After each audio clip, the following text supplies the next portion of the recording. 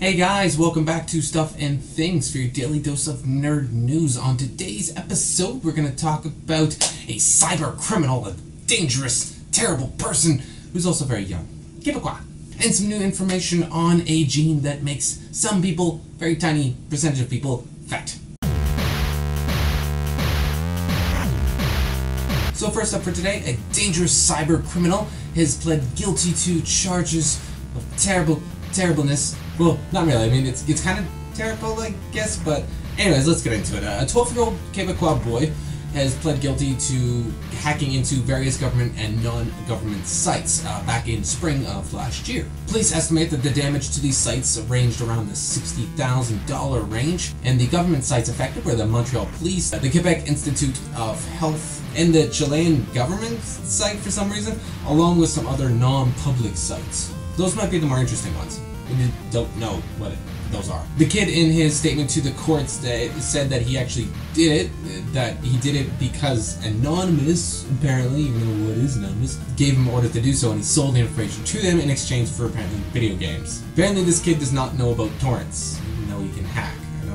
I don't understand. What makes this interesting is generally cyber criminals don't actually get too much in trouble. They end up usually going on and leading very profitable lives. Like, this kid's only 12. Sure, he's probably going to get some sort of sentencing from this, maybe some sort of minor thing, but he's probably going to go on, and if he keeps up with his, bad work, but maybe he can turn into good work, like always, he can make a lot of money. Back in the 2000s, there was the famous mafia boy. He was only 15.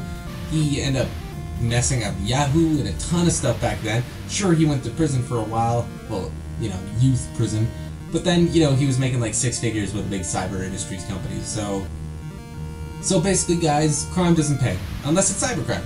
Then it can pay a lot. Moving along, researchers from the University of Cambridge have found a rare mutated gene, the KSR2, that previous studies have shown to be, when absent in mice, it caused to obesity. Well, they found that a mutated version of this will also lead to obesity, but worse. Apparently, if you have this mutated gene, it's found in about 1% of all humans, you have an increased appetite, but a decreased ability to burn those calories.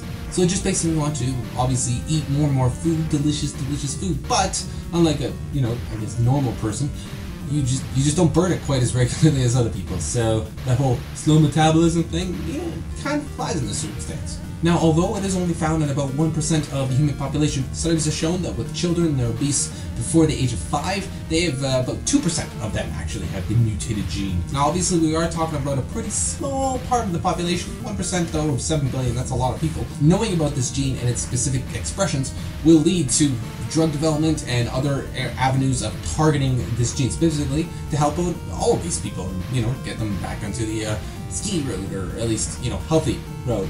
Because nobody likes type 2 diabetes and going blind and losing your leg. It's kind of depressing that every time they discover a new type of gene, it's not, the X gene we're all hoping for, we can get cool mutant powers. It's always just something terrible that makes us fat.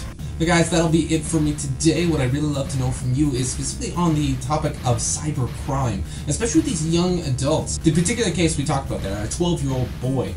What kind of punishment should he be receiving? Should he maybe receive something lighter and actual strong, let's say, re-education so he can be a more useful, productive member of society? Like in the case of the Mafia Boy, he did turn his life around and become very successful in the cyber security world. This is a very particular type of crime that we actually do really need the bad guys on our side to help stop the other bad guys. So I'm in favor of any sort of real, true re-education to really get them to, again, be productive members of society. If you'd love to know your opinions, let me know in the comments down below. And of course, if you like what you see, do not forget to hit the like and subscribe buttons, where I'm happy to be, and we'll check in the next video.